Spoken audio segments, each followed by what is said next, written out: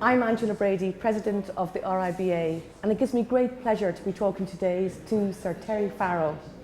Terry Farrell has been one of my heroes for many years, and I want to ask him some of the things about his life, about his architecture, and about the future of the architectural policy. Terry, it's fantastic to be here in your office. Can you tell me from the start, really, what was your ambition originally to start out and be an architect? Well, I think I wanted to be a painter, first of all, and then I liked the practical side, so I eventually took that into architecture because architecture is not really taught at school. So I only knew art, but then I discovered that architecture was a very creative visual thing, and I loved it. And when you started off, where was your first practice? Can you tell us a little bit about how it all started? Well, I started straight from college, which is a bit of a difficult thing to do because I didn't have experience of working for anyone else. But I set up in the basement of my house very quickly, though that was not practical with family all around. And then we got a little office in part of London. Although I'd grown up in Newcastle, I moved down to London because I felt at the time it was where more was going on. And it probably still is today. It's increased, actually. London has become more of an international centre. It was a national centre then for architecture. Now it's definitely a global international centre. You've made your mark on many famous landmarks and iconic buildings in London. Do you have any particular favourite? Well, some of them have been pulled down. They were semi-temporary buildings. TVM, it doesn't really exist, and Limehouse Studios. But among those that are permanent, Embankment Place, the building above Charing Cross Station, and the MI6 building, which wherever I go in the world, it's the one building that everyone recognises because it was blown up in the James Bond films. Oh yeah, it certainly was. But it's a real marker as well. I mean, for tourists to point to and look at and say, oh, there's the MI5 building. Your influence and your passion is also about placemaking and about how cities work. What do you think the biggest challenges are, whether it be London or Edinburgh or other cities? What do you think is the biggest challenge facing architects and governments in making walking cities? I think cities are a wonderful opportunity for architectural and planning, thinking and acting. The biggest problem is that, hugely important as they have been and are increasingly becoming, they are very, very complicated. There are no simple solutions, and there are no solutions that we as architects or planners can do on our own. Unlike a painter or a sculptor who can sit in a studio and create the perfect world, you're closer to a theatrical or a film production in that you need all those other people, but actually it's even more complicated than them. You're also very good at doing projects using your own initiative without necessarily the client up front.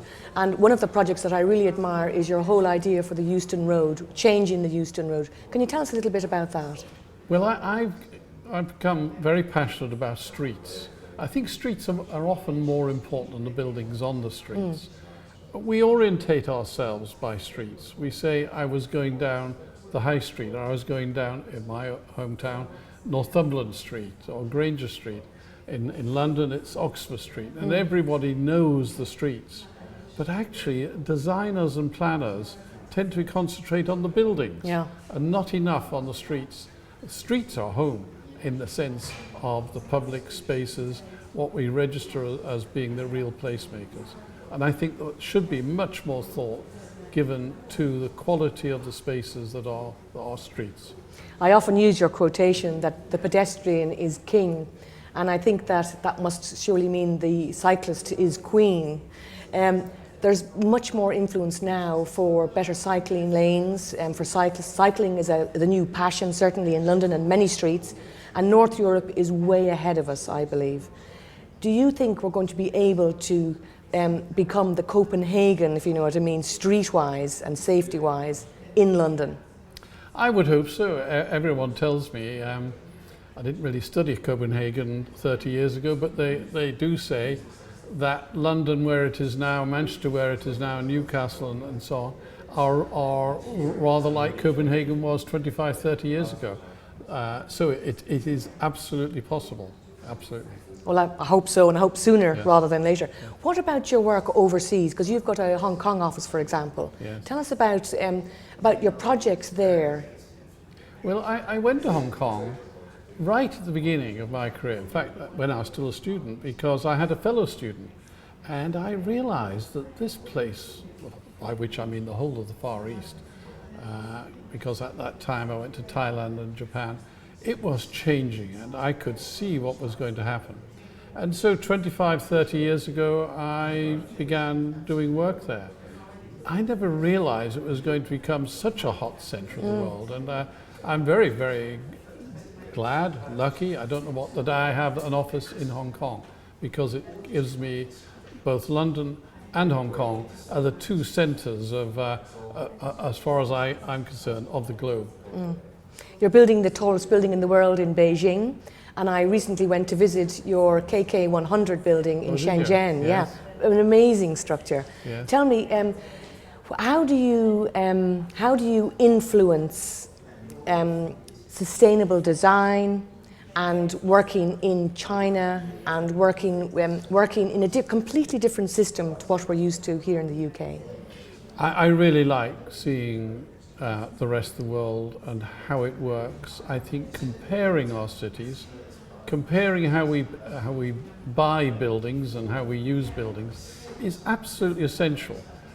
Sitting in Little Britain, which is small by comparison with the 10 billion that will be there at the end of this century, I think we've got a lot, must have a lot to learn from the way everybody else does things. We don't in any way do everything perfectly here, or even do things the right way here a lot of the time. So we've got a lot to learn. But they've got something to learn from us too, so there's an interchange goes on. I love working in the Far East and in other countries. It's stimulating to find out how different the world is. But you know, you've only got to go 25 miles across the channel, and the French do things completely differently to us, so there's a lot to learn. I think it's the exchange of information that is so important, and the learning from each other, and that's certainly something that we at the RIBA are doing with UKTI, for example. Fantastic outreach, and there's real opportunity, I think, for the very best of British architects and engineers working overseas. I want to talk just finally about you've been asked to write the government policy on architecture. What is your ambition for when that is written?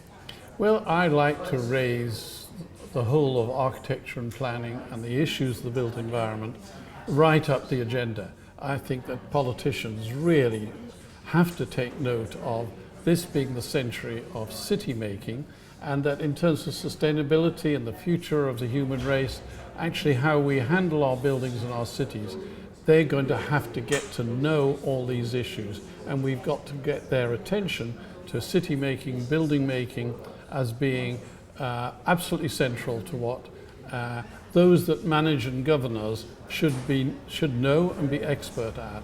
And I want to spread that knowledge as high up the echelons of power as possible. Well, we've got great ambitions for that too, and I really think that a change is needed in government to really put design at the top of the agenda, and that architecture and place will be better for us all in the time to come. Terry, thank you very much indeed. Pleasure.